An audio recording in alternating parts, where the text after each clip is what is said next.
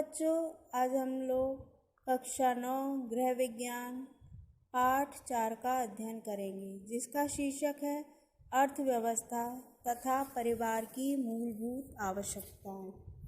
परिवार की व्यवस्था दो बातों पर निर्भर करती है, कार्य व्यवस्था और अर्थव्यवस्था। धन संबंधी व्यवस्था को ही अर्थव्यवस्था कहते हैं। जब इसका अध्ययन घर परिवार के संबंध से होता है, तब इसे गृह अर्थव्यवस्था कहा जाता है। अर्थव्यवस्था का मूल आधार आय व्यय में उचित संतुलन बनाकर रखना तथा परिवार के सभी सदस्यों की आवश्यकताओं को संतुष्ट करना है। यानी हमें अपनी आय में और व्यय में एक संतुलन बना लेना चाहिए। जितनी आय है उसी के हिसाब से हमें खर्च करना चाहिए, जिससे परिवार के जितने भी सदस्य हैं उनकी आवश्यकताओं की पूर्ति हो सके और वह संतुष्ट हो सके। अब है गृह अर्थव्यवस्था का अर्थ। आर्थिक व्यवस्था का सीधा संबंध आय से होता है, क्योंकि अर्थव्यवस्था हमारी आय पर यानी आमदनी पर निर्भर करती है। परिवार की आय को योजनाबद्ध तरीके से व्यय करना ही अर्थव्यवस्था कहलाती है। यानी हमें अपनी आय को से संबंधित एक योजना बना लेनी चाहिए कि हमें किन किन आवश्यक चीज़ों पर कितना कितना व्यय यानी खर्च करना है। अब है अर्थव्यवस्था की परिभाषा। निकिल तथा डॉर्सी के अनुसार परिवार के आय व्यय पर नियंत्रण होना तथा आय को गृह के सृजनात्मक कार्यों में व्यय करना गृह अर्थव्यवस्था कहलाती है। अब है अर्थव्यवस्था के सिद्धांत।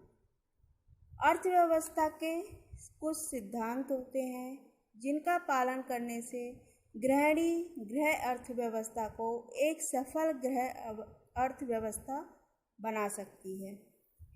तो अर्थव्यवस्था के सिद्धांत है, पहला है लक्ष्य। प्रत्येक परिवार के कुछ मुख्य लक्ष्य भी होते हैं, जैसे विवाह, शिक्षा अथवा मकान बनवाना आदि। अतः आय का प्रयोग करते समय गृहिणी को इस बात का ध्यान रखना चाहिए कि परिवार के उद्देश्य क्या हैं, इनकी पूर्ति के लिए किन किन आवश्यक मदों पर यानी किन किन आवश्यकताओं पर हमें कितना कितना धन खर्च करना चाहिए। नंबर 2 है आय का विश्लेषण। परिवार की आय से परिवार की आवश्यकता की पूर्ति के लिए हमें विभिन्न भौतिक साधनों को खरीदने की शक्ति प्राप्त होती है, जिससे आवश्यकताओं की पूर्ति करके संतुष्टि प्राप्त होती है। अतः इस बात का विश्लेषण कर लेना चाहिए कि आय को किस प्रकार के साधनों पर व्यय किया जाए।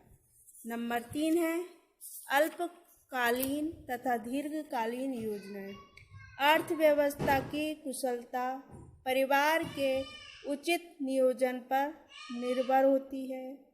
ये योजनाएं 2 प्रकार की होती हैं। पहला है अल्पकालीन योजना। अल्पकालीन योजना के अंतर्गत मुख्य रूप से परिवार की प्रारंभिक आवश्यकताएं आती हैं, जैसे भोजन, वस्त्र, शिक्षा, बिजली, ईंधन आदि। नंबर 2 है दीर्घकालीन योजना।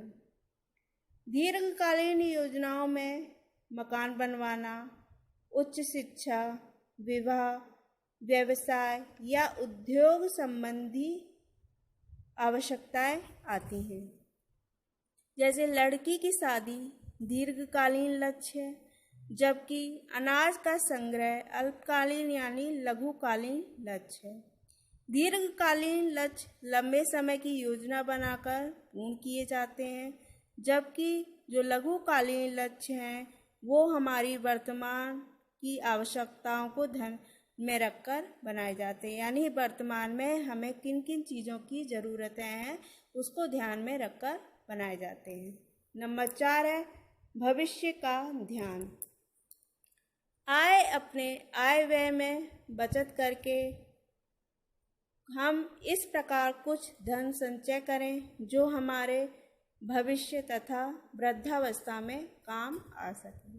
जो व्यक्ति अपने भविष्य की ऐसी योजना नहीं बनाते, आय व्यय को समान रूप से अथवा आय से अधिक व्यय करते हैं, उन्हें अपनी वृद्धावस्था में बड़ी तंगी तथा कठिनाइयों का सामना करना पड़ता है। यानी जितनी हमारी आय है उसमें से हमें आवश्यकताओं की चीज़ों पर खर्च करने के बाद कुछ धन संचय करके रख लेना चाहिए जो हमारे भविष्य में काम आता है। लेकिन जो व्यक्ति ऐसा नहीं करता है, वो अपनी आय से ज़्यादा यानी जितनी आमदनी है उससे ज़्यादा अधिक खर्च कर देता है, तो उन्हें आर्थिक तंगी का सामना करना पड़ता है। नंबर 5 है छोटी योजना की प्राथमिकता। परिवार में छोटी छोटी योजनाएं अधिक होती हैं जिनकी पूर्ति करना अत्यंत आवश्यक है। अगर ये अधूरी रह जाएं या इनका पूरा न होने पर सदस्यों में बड़ा तनाव व असंतोष बढ़ता है। अतः हमें दीर्घकालीन योजनाओं के साथ साथ इन्हें पूर्ण करने का भी प्रयत्न करना चाहिए। नंबर 6 है सभी सदस्यों की संतुष्टि। परिवार में हमें आय व्यय का संतुलन इस प्रकार से रखना चाहिए कि हम अपनी सीमित आय में परिवार के सभी सदस्यों की जो ज़रूरतें हैं, आवश्यकताएं हैं, उनको पूरा कर सकें। अगर ऐसा नहीं होता है या सभी आवश्यकताएं पूरी नहीं होती हैं तो घर के सदस्यों में तनावपूर्ण वातावरण हो जाएगा। इसलिए हमें प्रत्येक सदस्य की आवश्यकताओं की पूर्ति करनी चाहिए। अब है अर्थव्यवस्था को प्रभावित करने वाले कारक। तो पहला है अर्थव्यवस्था की प्रक्रिया को सुचारू रखना।